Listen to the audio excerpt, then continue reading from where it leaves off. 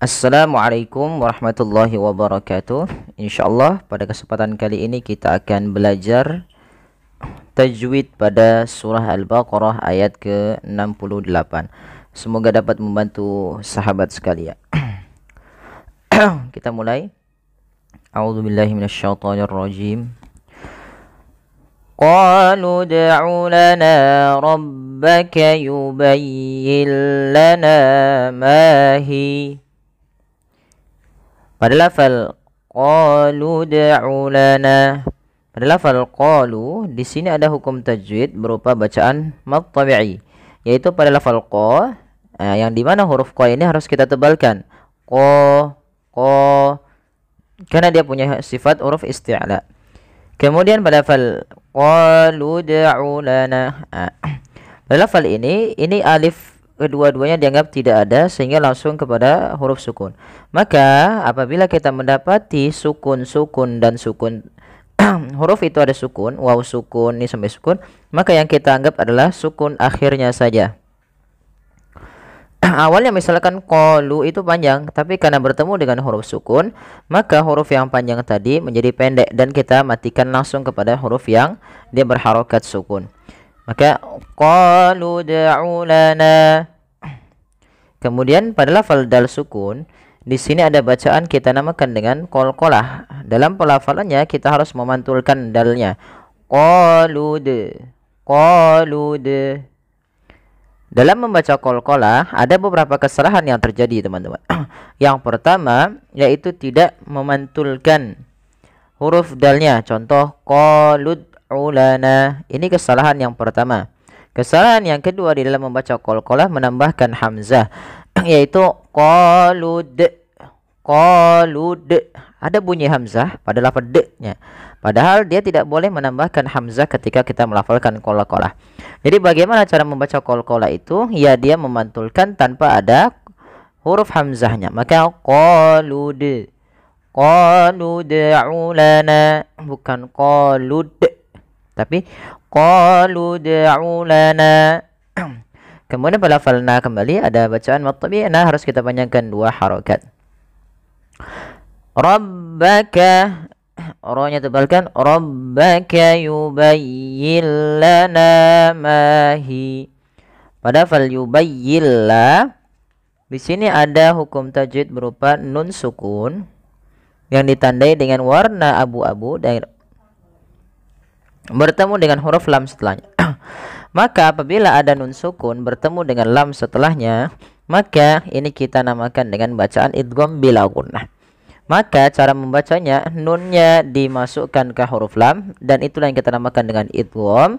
Idgham artinya memasukkan bunyi suara nun ke huruf setelahnya, ke huruf lam, mengganti menjadi huruf lam.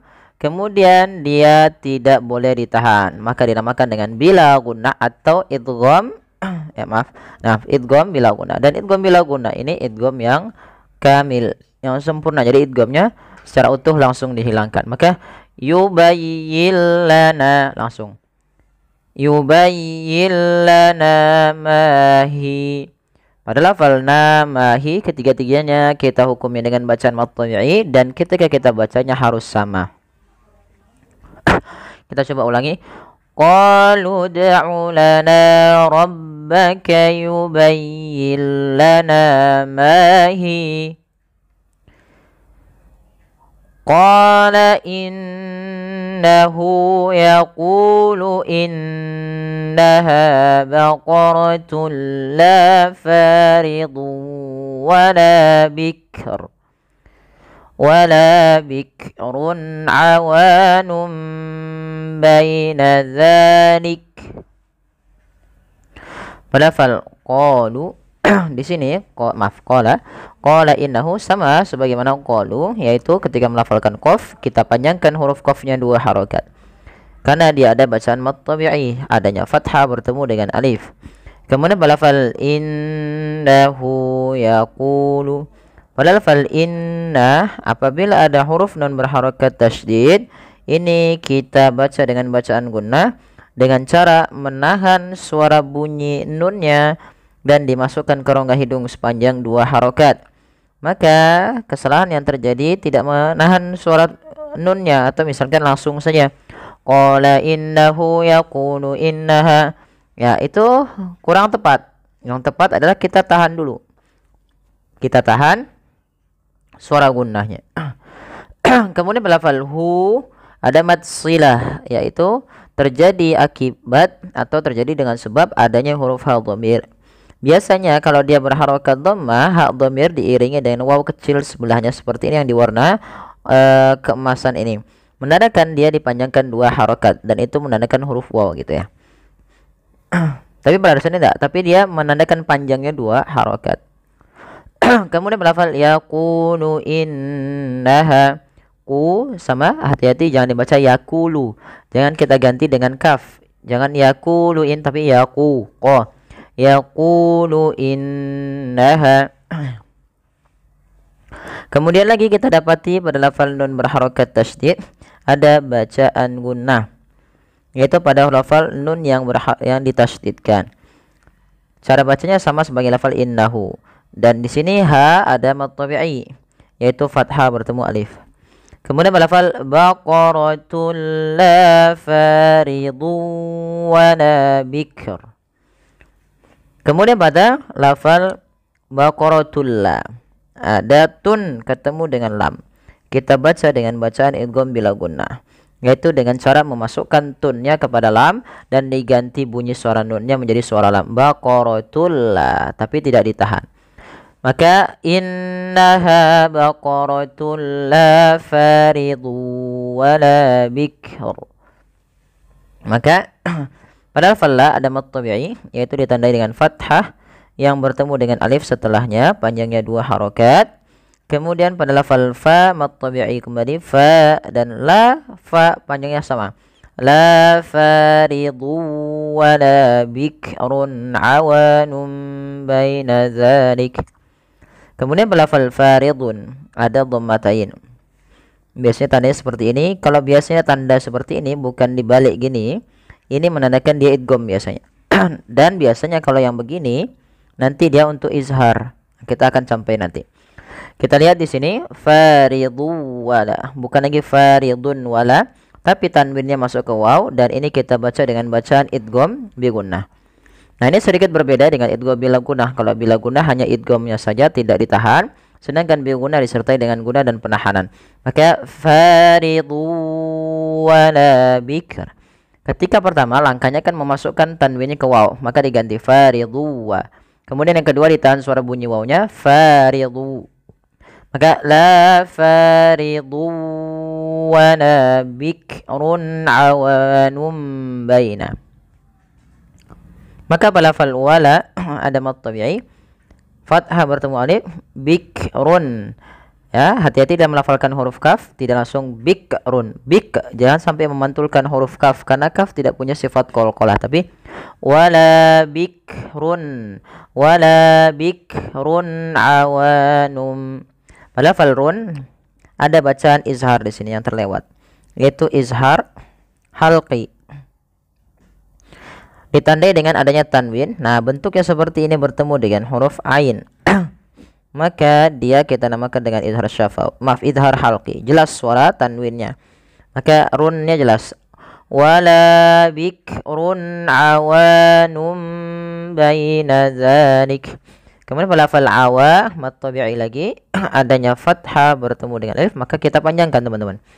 Maka wala bikrun awa sama antara la dan wa. Kemudian lafal numba. Nah, ini bukan lagi dibaca awanubaina. Kalau kita masih bingung, ini caranya bukan awanubaina, tapi mim ini menggantikan posisi suara nun yang dimatikan. Awalnya itu kan begini, nun.